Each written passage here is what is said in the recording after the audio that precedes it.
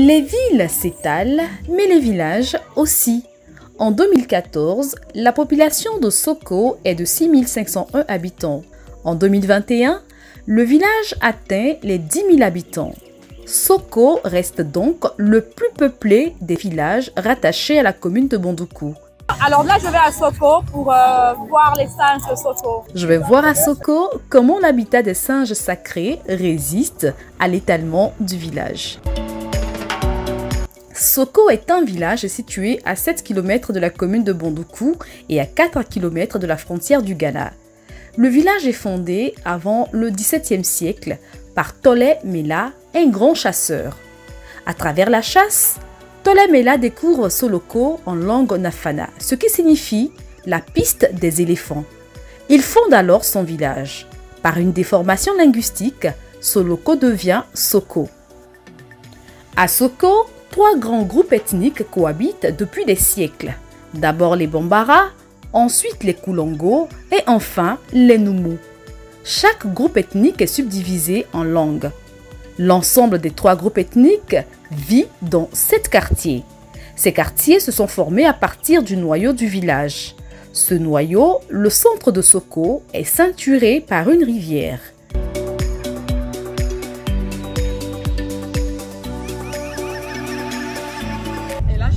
D'arriver à Soko comme ça.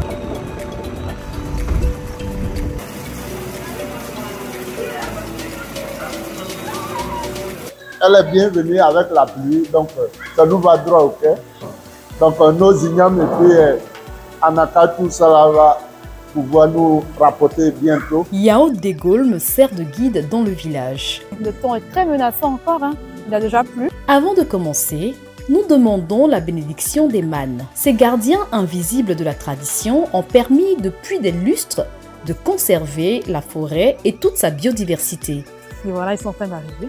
Même si cette pratique n'est plus véritablement une exigence, nous tenons à découvrir l'un des nombreux atouts de la tradition. Voilà. Le truc, c'est que je peux pas vous montrer ce qui va se faire ici. Bon, c'est ce qui se fait de façon traditionnelle.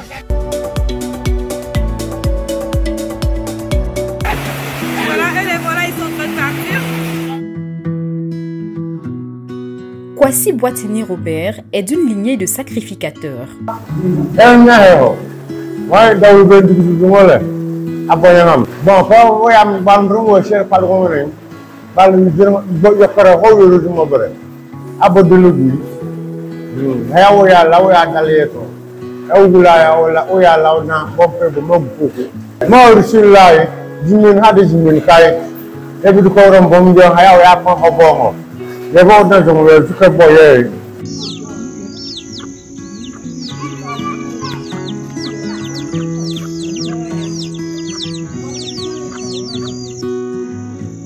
Lorsque Soko était fondé, il y avait une forêt entre la rivière et le village, qui entourait tout le village, comme la rivière Moulou entoure le village. Et aujourd'hui, cette forêt n'existe plus.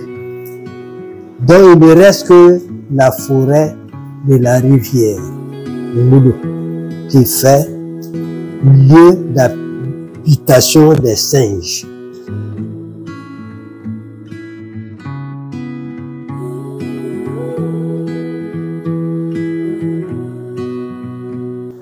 Nous avions un cadre qui avait demandé une portion de terre pour faire élevage de moutons. C'est la route de Pina qui fait face à ce domaine-là. Mais il y a une forêt qui était là, où les Seyla venaient jusqu'à aller au camp des douanes. Et aujourd'hui, le domaine dans lequel il avait fait son élevage est resté un champ d'anacarde, proche de la rivière. C'est une forêt qui est la rivière Moulou. Et c'est là aussi dorment les singes. Ces singes-là, quand ils sortent dans cette rivière, ils rentrent dans son champ d'anacarde. Et comme c'est pas aujourd'hui loin du village, ils viennent jusqu'à dans les domiciles. Et vu de cela,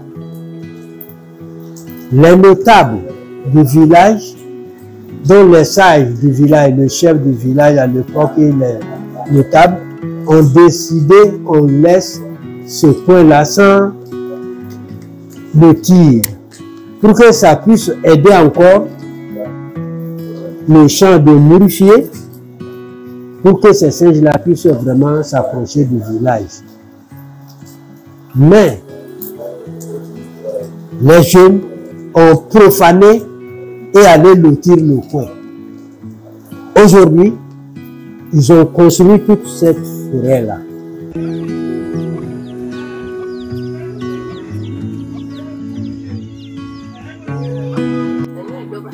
Aibi, chauffeur de profession, s'est converti en la protection des singes du village. Il les nourrit depuis plus de 10 ans. Aibi, bonjour. Bonjour madame. Comment ça va? Ça va très bien. L'épouse de Heidi, ses enfants et tous ses proches suivent l'exemple du chef de famille. On leur donne banane douce, et puis banane, on leur donne puis papaye, et puis on leur donne puis ils mangent. À une manioc steak aussi, il y a manioc frais, on leur donne puis ils mangent ça. Maïs arraché, tout ça. Les qui ils vont prendre les œufs là aussi pour aller.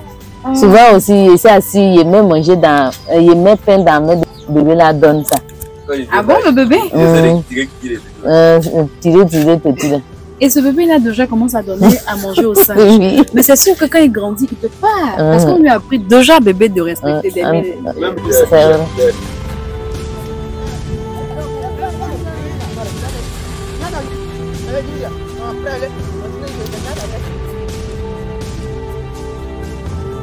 Ils veulent mon bien. Voyez. Ada mo boyo wa maza ke bani. Mu boyo ngorani oda ngorandago. Wo ni moya. E bia baibem ha kere. Mi ya be poyo. Oh poyo hole. Se kere da mo sagbe gborojigo ba tige. Ale agba. Ada bia go agba le sara yo goro. Sara do mo ka ira. Ndo baby arasa. Mo boyi le bosi ke tata.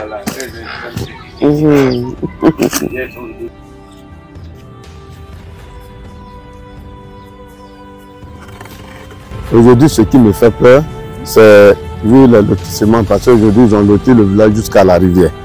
Donc, la petite forêt qui est restée là, c'est ça aujourd'hui, les singes vivent dedans.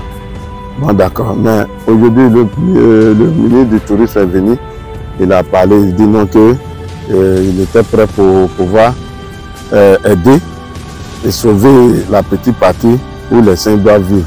Donc, il a demandé à ce qu'il ne faut plus, ils vont construire en bordure de la rivière. Ça, c'est la route qui est là, la voie. Oui. Voilà.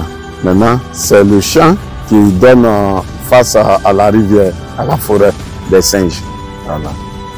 Voilà, nous allons passer comme ça, aller jusqu'à la rivière.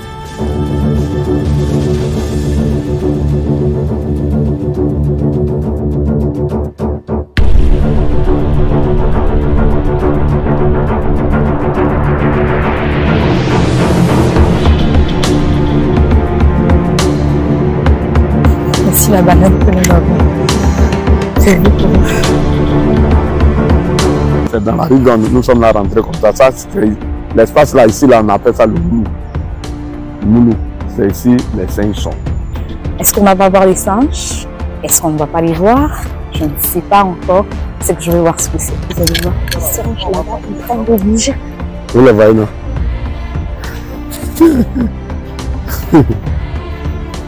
Voilà, ça c'est les noirs là, ça. Ouais.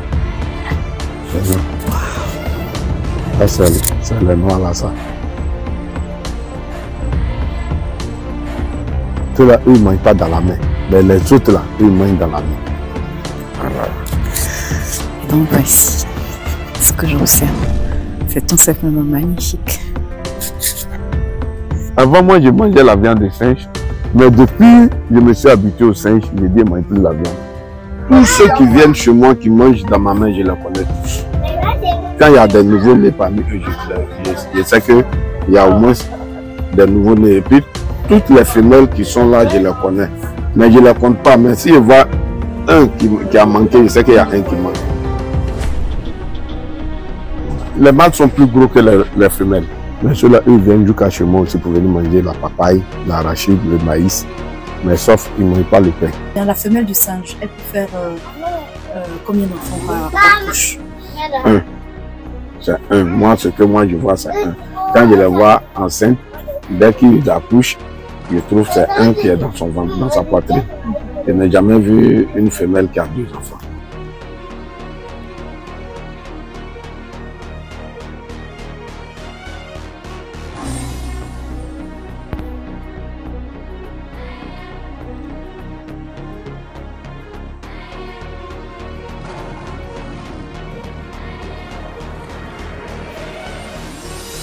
C'est ça le Moulou.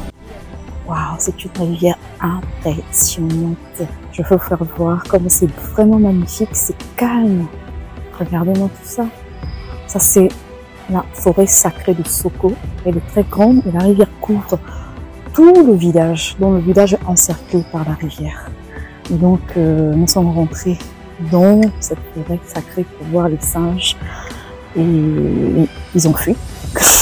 Ils ont fui. Ils se sont gardés très loin de nous. Et donc, nous avons attendu, mais en vain. Et nous allons essayer de sortir maintenant.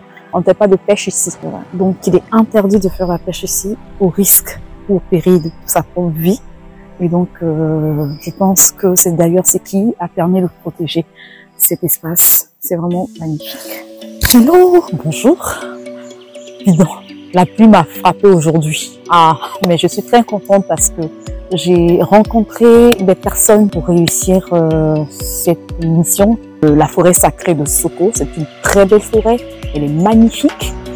Elle est d'une verdure incroyable. Et je pense qu'il serait intéressant, en tout cas, pour l'ensemble des acteurs, de protéger la vie des singes de Soko